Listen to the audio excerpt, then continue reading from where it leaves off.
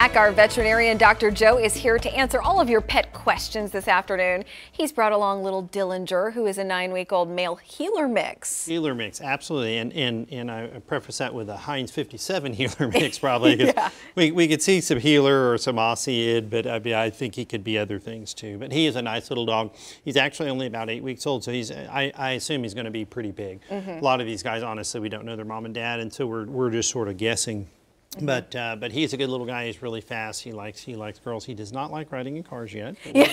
We're gonna get there. We're gonna get there, buddy. We hear the ride over here was a little bit difficult. Yeah, a little bit, but it wasn't too bad. But no, he's nervous. Yeah, he is, and he's a great little puppy. He's a pet adoption league dog. He's over at our clinic. They can call our number if they want more information, and we'll go from there. What do you think? All right. It's okay that's little Dillinger.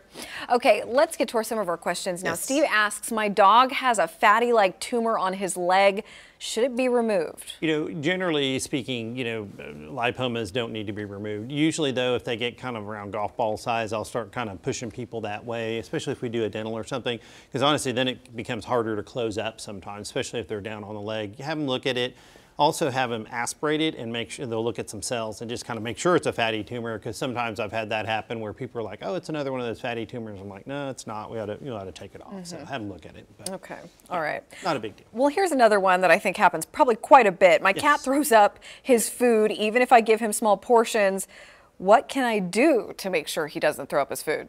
Sometimes I'll tell people that we try to get to the bottom of it, but a lot of cats will vomit twice a week, and honestly, it's considered normal. They actually have a very muscular esophagus, and I think it's a defense mechanism when they eat bad stuff in the wild or something. But really, the most common one's kind of hairballs, and that you can buy the over-counter medicine, see if it kind of stops. If it doesn't, you probably need to talk to your veterinarian. Things like weight loss, or if they eat very little amounts, less than they should, and they throw up, that usually tells me, hey, wait a second, let's look at their kidneys and other stuff. So there's a few other things to think about. So. Okay, and something kind of similar to throwing up here. Yes, Susie asks, are hairballs dangerous? So generally speaking, no, they're not dangerous. They're just kind of messy, but to be honest with you, I mean, if they go down, they could block or something, and I'll tell people, especially if they're having them on a weekly basis or quite a bit, then we want to address that and try to figure out how we can either give medicine or get rid of them. In extreme cases, you can go down with an endoscope and grab them out of there, but that's, yeah, well, it's just, you don't want to do that every few weeks or something. So most of the time, preventative, you try to get some hairball medicine, it lubes it up and, goes it out of there. They all groom themselves. They all have some hair. It's kind of gross to say that, but it's what they do. No big deal. So. Yeah.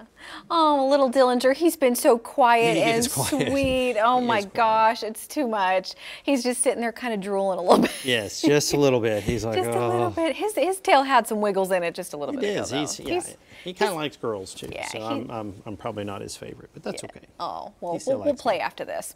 All right. If you have any questions for Dr. Joe about your pets, post it to our Facebook page, KJRH TV. And if you are interested in adopting little Dillinger, you can call Heritage Vet at the number on your screen. And if you want to learn more about Heritage Veterinary Hospital or see some other pets who may need some homes, go over to our website at kjrh.com. Brandon?